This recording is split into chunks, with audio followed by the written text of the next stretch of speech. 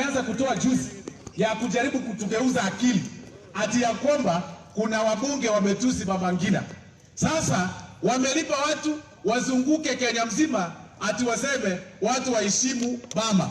My friend, hata sisi tuko na hata hawa wananchi hapa wanataka pesa zao ziheshimiwe. Wacha kutafuta diversionary tactics. Pesa imepotea. Don't confuse our minds. Tuambie mahali 45 billion iko. Kama kuna mtu alitusiwa, pole. Lakini 45 billion iko wapi? Kama tunawatusi, poleni. Lakini is 45 billion shillings ya KEMSA. Matusi sasa tumesameana. Tuambie sasa juu ya pesa. Msipotuambia hiyo, hata sisi tutazunguka Kenya mzima kuuliza pesa ya wananchi 45 billion. Obe laki bato ibere obe laki bato wabido waje. Obe obe laki waje. Aye koine ile pi. Maka bosongo wa bachiko ile Cheers pichare kuna bosongo yetu mfano na 12 billion kila mwaka. Eti ya serikali. Akiba ibe pare tu wacha wacha anchue saregete. Bora akiba mecharukie. Abaibi. Bienvenue sana Tiganya Saba Sede. Thank you very much, Your Excellency. Asante sana.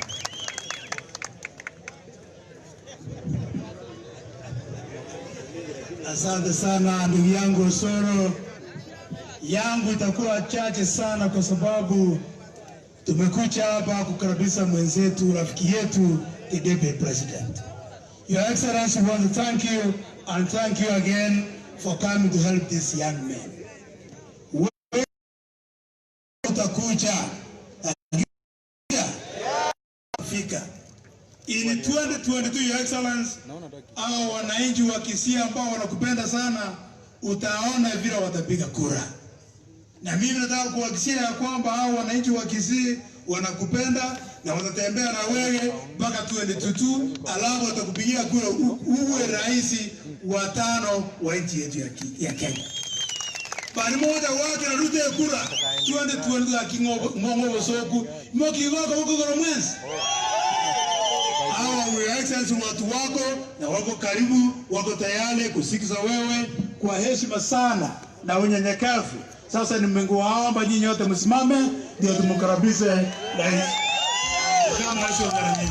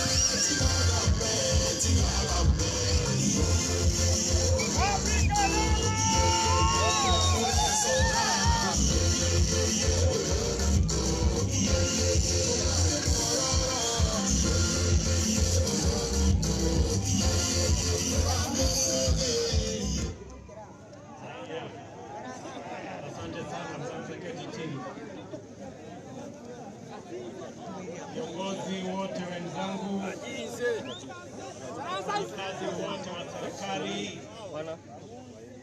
Bwana Chairman na Secretary General wa kikundi hii ya wanabodaboda na watu wa Kisii, hamjambo? Watu wa mikombo ya Muyamore naende Nyasaye no muya Inga kichionsi. Hebu nione kwa mikono. Bwana Yesu asifiwe. Asanteni sana. Bas Asla ako area. Namna hiyo. Kwanza mimi nataka nimshukuru Mungu ametupatia nafasi. Tumefika mara nyingine tena hapa Kisii. Nataka nimshukuru rafiki yangu Deputy Governor. Nataka nimshukuru wanabodaboda kwa kunialika nije hapa Kisii. Na mimi nimefurahi sana kufika hapa kwa sababu tumekuja hapa ndio Mkenya mwenzetu apate namna ya kujisimamia. Mimi nawashukuru sana wana Kisii, wafanyabiashara, wafanyikazi na wale wote wakulima, kwa sababu sisi wote tunachangia katika kupeleka taifa letu mbele. Mimi nimefika hapa leo, tunajua tumekuwa na changamoto ya corona kwa muda, hatujapata nafasi ya kutembea hapa Kisii karibu sasa mwaka moja, lakini leo nimefika hapa ili tuweze kushirikiana pamoja na nyinyi.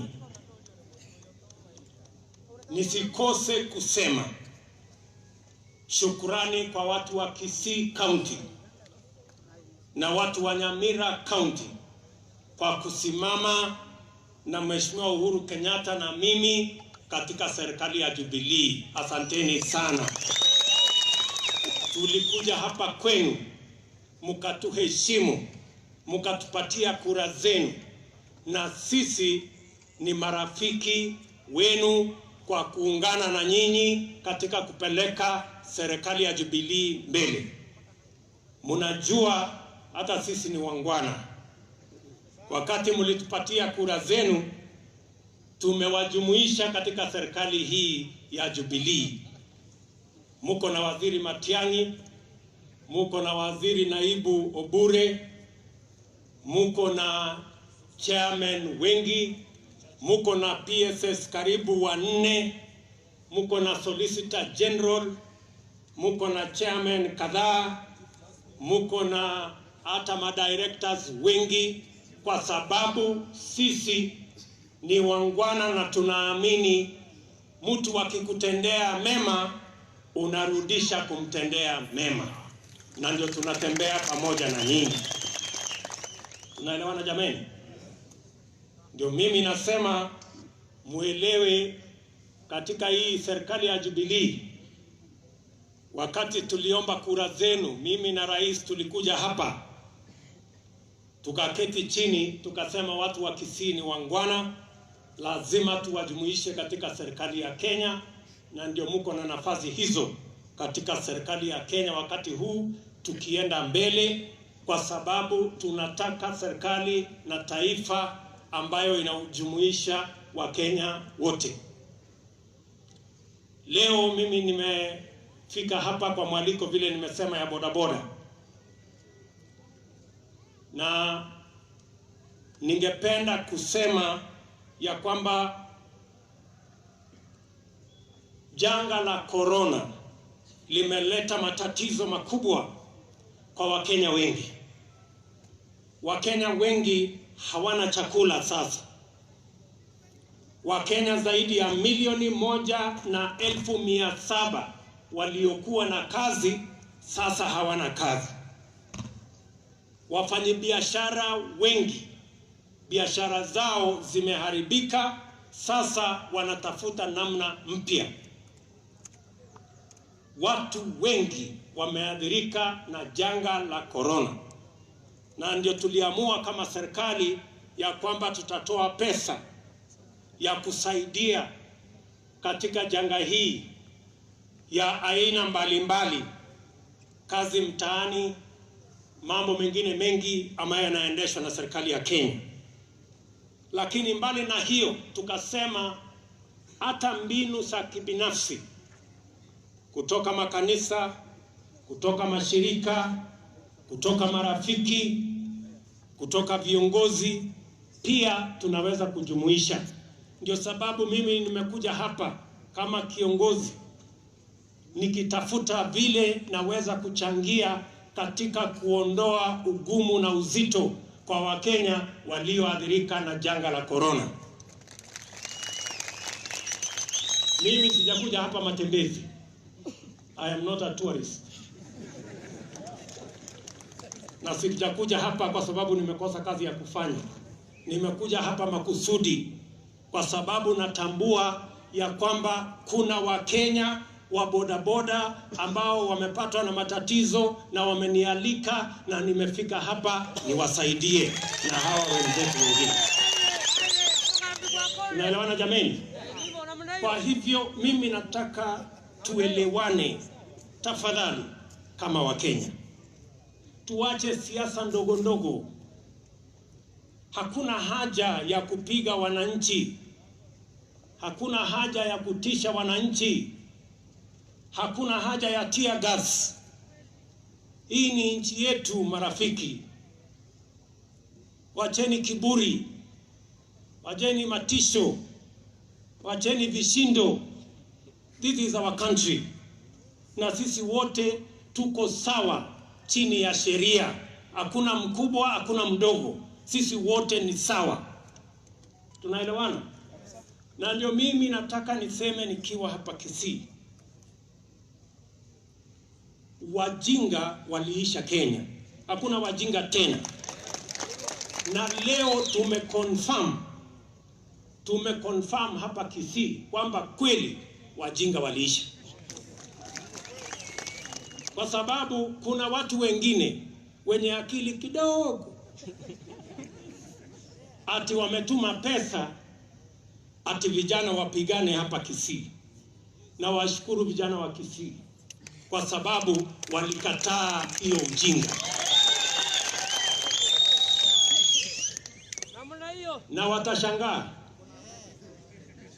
watashangaa kwa sababu wanafikiri ya kwamba Kenya ni ile walikuwa wanazungusha wananchi. Wajinga wameisha, my friend. Wewe ati unatoa pesa ati vijana wapigane hapa na hujatuma bibi yako na hujatuma mtoto yako. Unafikiri watu ni wajinga? Sijui kama tunaelewana. So mimi nataka niwaambie hawa watu, please, endeni polepole. Wakenya wako jonjo, wako rada. Sijui kama tunaelewana. Mimi nashukuru wafanyikazi wa serikali. Mimi najua wafanyikazi wa serikali wengi wanashurutishwa, wanatishwa, wanapatiwa maelekezo waendeshe mambo ya siasa, na mambo ya siasa si kazi yao. Mimi nataka nimwambie IG na jeshi ya polisi wakatae kuendesha mambo ya siasa. Kazi yao ni kulinda usalama. Wanasiasa wafanye siasa. Na kama mtu ameshindwa kufanya siasa, awachane na polisi. Police have a job to do. And I'm telling the IG not to accept political assignments because his job is not politics. His job is security. Tunaelewana? Pia nataka niwaambie watu wa provincial administration, kwa sababu wanapatiwa vitisho, wanapatiwa instructions kwenda haribu mkutano ile, kwenda simamisha wale, kwenda pinga wale. Wafanyikazi wa serikali wanalipwa kusimamia miradi na usalama ya wananchi. Hawalipwi kuendesha siasa ya watu ambao hawajiwezi kuendesha siasa zao. Tunaelewana? So let us respect administrators so that they can do their jobs. The chiefs, the assistant chiefs, the commissioners, and all those who work in the provincial administration, they should carry out their jobs in accordance with the law, and they should not accept illegal political assignments for them to participate in political contests. That is not their business. Sijui kama tunaelewana. Ndio mimi nasema hivyo. Ya tatu, mimi nataka niseme ya kwamba nimekuja hapa kwa sababu ya watu wa bodaboda. Na sijakuja ati nimebahatisha, hapana. Nimekuja deliberate. Nimekuja makusudi. Sijui kama tunaelewana. Sijapotea ati njia, nilipotea hata alafu tu nikakutana na bodaboda. Hapana, wakati nilipanga na kuja kwa bodaboda. Sijui kama tunaelewana, kwa sababu nilisikia huyo mtu mwingine hapo akisema ati huyu deputy president ati kazi yake ni kuzungukana na watu ya bodaboda na wengine wa mkokoteni na wengine wa car wash, sijui na wengine gani. Mimi nataka niwaambie huyo muungwana tumsamee, haelewi. Baba yake alikuwa vice president, haelewi shida, haelewi kuna mtu anatoa mahali padogo pale, haelewi kulala njaa ni nini, haelewi umaskini ni kitu gani, haelewi bodaboda anafanya nini, kwa sababu alizaliwa akiendeshwa na gari. Kwa hivyo tuwasamehe, lakini mimi nakuja kwa bodaboda kwa sababu nimetoka pale chini. Naelewa my friend, kulala njaa ni nini, naelewa kukosa gazi ni nini. Tunaelewana? Na mimi nataka niwaambie leo katika baraza la mawaziri tumepitisha ile inaitwa credit guarantee program, na tumeweka bilioni 5 ya kwanza na itafuata bilioni 5 ya kufuata kusaidia biashara ndogo ndogo kama bodaboda, kwa sababu tunatambua kama serikali ya kwamba bodaboda ni biashara. Mama mboga anafanya biashara, mtu ya kiosk anafanya biashara, na lazima tutafute namna ya kuwasaidia waweze kupata mkopo ndio biashara hiyo endelee, kwa sababu 90% ya Kenya inasimamiwa na small, micro and medium enterprises kama vile bodaboda, mama mboga na wale wengine ndogo ndogo. That is where we are. So huyo muungwana mwingine hajielewi, tumsamee. Sijui kama tunaelewana. So mimi sitaki kuwachokesha na mambo.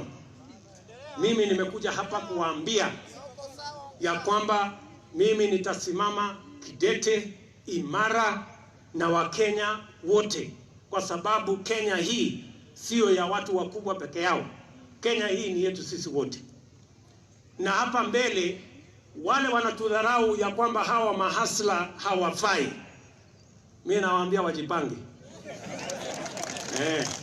Hii serikali ya 2022 itaundwa na hawa watu wa mama mboga na bodaboda na makanga na wale watu wa kuuza kiosk.